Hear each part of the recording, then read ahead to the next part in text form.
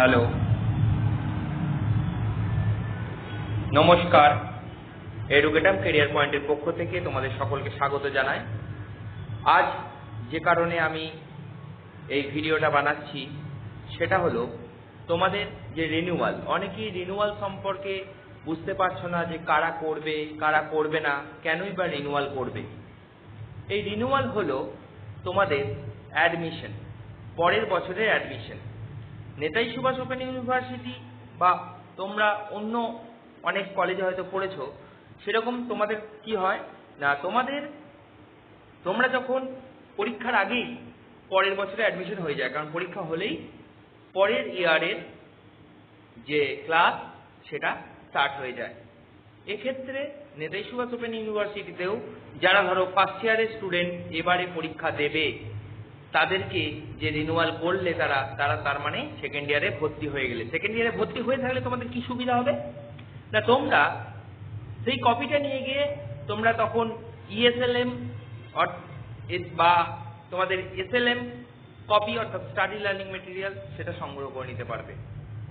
তাই তোমরা ফার্স্ট ইয়ারে যারা পড়ছো তারা সেকেন্ড ইয়ারের জন্য রিনিউয়াল করছো, আর সেকেন্ড ইয়ারে যারা পড়ছো তারা থার্ড ইয়ারের জন্য ভর্তি হচ্ছে।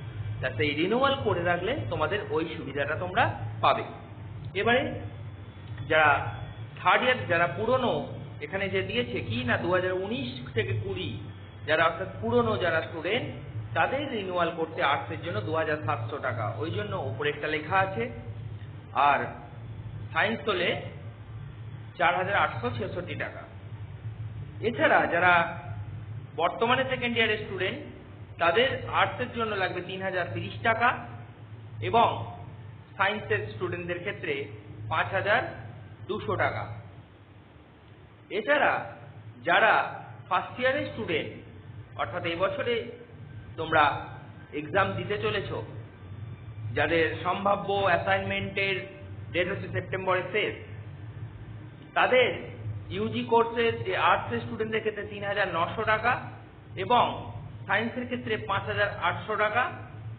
আর সায়েন্সের যারা জিওগ্রাফি আছে তাদের 5600, আর ম্যাথামেটিক্স হচ্ছে 5200 টাকা, কারণ ম্যাথামেটিক্সে প্র্যাকটিক্যাল থাকে না বলে ওই রেটটা কম। এছাড়া যারা থার্ড ইয়ারে পড়ছে তাদের তো রিনিউয়াল দরকার নেই, তারা শুধুমাত্র 600 টাকা দিয়ে রিনিউয়াল করে রাখতে পারো বা পরেও করতে পারো যদি কোনো কারণে ব্যাক আসে, শুধুমাত্র 600 টাকা।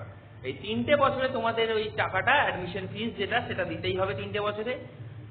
যদি কোনো কারণে কারোর আর্থিক দিক থেকে কোনো প্রবলেম থাকে, তারা এখন না করতে পারো, পরে আবার ডেট দেবে তখন করতে পারো।